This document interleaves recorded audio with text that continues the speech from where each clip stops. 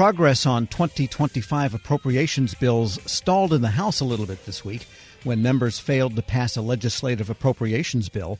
Another spending bill is stalled by Republican amendments having to do with abortion in the District of Columbia. So the summer and the current fiscal year grind on with no apparent way to avoid that continuing resolution. We get the latest from WTOP Capitol Hill correspondent Mitchell Miller. Seemed like they were on the way to the House side, but maybe not. Right. The Republicans had high aspirations for this summer. As we've talked about, they wanted to get all 12 appropriations done in time for them to break in August. And as I have to say, I predicted many weeks ago, it's just not going to happen. There was a good start. As you indicated, they got 4 appropriations bills passed, and things looked like they were moving forward. And frankly, last week, Republican leadership and many appropriators at the senior level were really surprised by the fact that the $7 billion legislative branch funding the appropriations bill did not pass narrowly. There was a group of conservative Republicans, about 10, who did not vote along with it, and there were some absences, and before they knew it, the bill had failed. And this is partly a surprise because this is a pretty easy lift generally for appropriators. It includes increased funding for U.S. Capitol Police, who have had to deal with more threats against lawmakers and security concerns in recent years. And there wasn't a lot of real controversial issues included in it, although there was a back and forth over a cost of living pay raise for members of Congress, a freeze on that pay raise. That created some dissension. So this is one that now puts the appropriators behind the proverbial 8 ball, because now they do have 8 appropriations bills that they are going to still have to pass, and they only have a couple of weeks to do it, and then they're going to go on that big August recess as we head into the campaign season. So pretty significant setback for Republicans and the House last week. Sometimes I don't know whether they're Sisyphus, Prometheus, or Tantalus, all of the tortured Greek, mythological creatures, but look it up. I think maybe it's a combination of all of them. There's a lot of political mythology taking place here, sometimes with promises that just don't get fulfilled. So you almost have like a circular kind of situation where Republicans taking satisfaction in the travails of the Democrats over President Biden and whether he'll continue to run, whereas the Democrats are taking delight in the Republicans unable to get their agenda on the budget done. And it seems politics overshadows getting things done. Right. We've really had this incredible one-year period where we had an insane amount of dysfunction last year, of course, with the inability to pick a new House Speaker, the several weeks that there was just nothing getting done in terms of appropriations and a lot of other issues.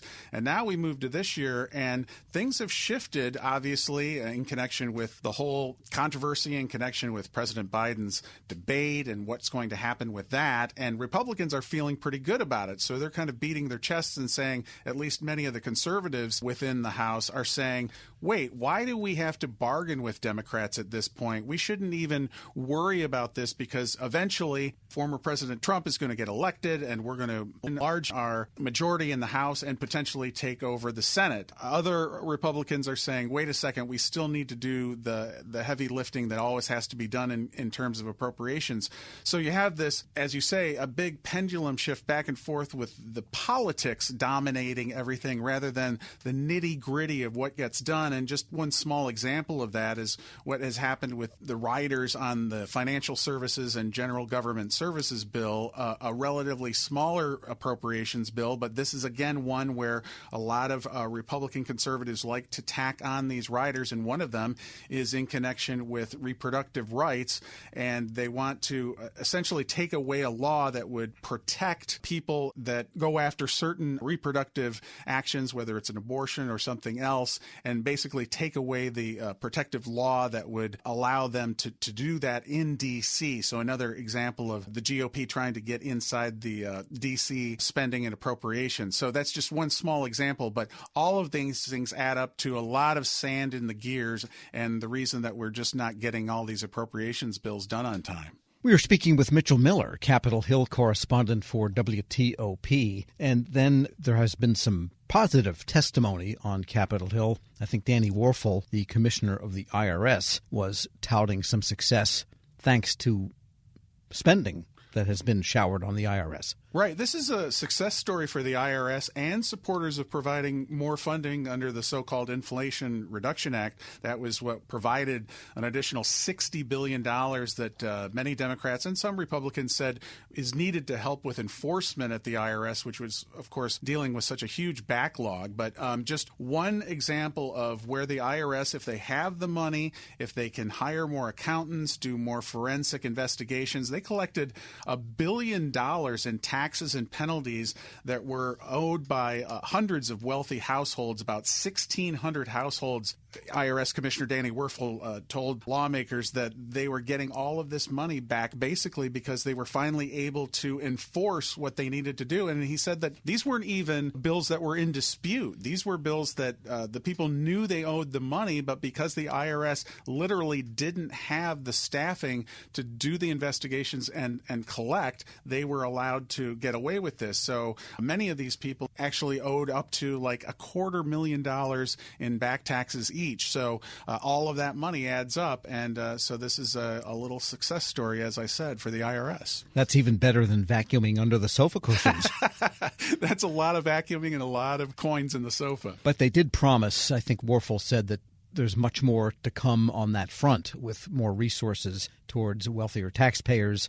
Some of the numbers are kind of gigantic sounding. Right. I mean, this could ultimately be not just $1 billion, but we're talking about tens of billions of dollars, which would be huge. And so I think we're going to continue to see this progress moving forward because obviously that $60 billion that the IRS received was significant, but they have really been trying to make use of that. Of course, you're going to see a lot of oversight related to whether or not they're making good use of this money, but this seems to be a good first step. Yeah, you don't want $6 billion for each of 10 years and the return is $1 billion exactly. in taxes. All right, what else can we expect then in the week ahead? When do they go on break and what's the schedule looking like? Well, they've got really basically 2 weeks to get anything done, and we're going to see if they're going to make any more progress on a lot of these appropriations bills that are coming up. A lot of them are much more difficult to get through than, for example, the legislative branch. They probably will take another crack at that and see if they can at least get something done before they leave. They would, of course, like to have at least a bill or two, a major appropriations bill passed before they leave town.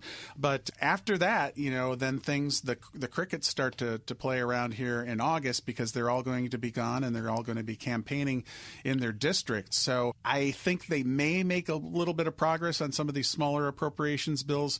But aside from holding some hearings and doing some more oversight, don't look for a lot to get done here in the next couple of weeks. And there was a human interest kind of good news story that WTOP has been reporting, and that is Jennifer Wexton, the Democratic representative from Virginia, has had some comeback success from her debilitating disease, really, in the ability to express herself through a speech generation device. Yeah, this is really a wonderful story, and WTOP's Jimmy Alexander reported on this, that she basically had them use a computer program that isolated all of her language from a lot of her speeches and her public appearances, and they were able to put this all in a database and then allow her through a computer to basically get her voice back. And it's just wonderful. I was actually just listening to this the other day, and it's just so fascinating because I met her right when she was first starting to run for Congress in Northern Virginia, and to see, unfortunately, her illness, which they call Parkinson's on steroids, what it has done to her, but also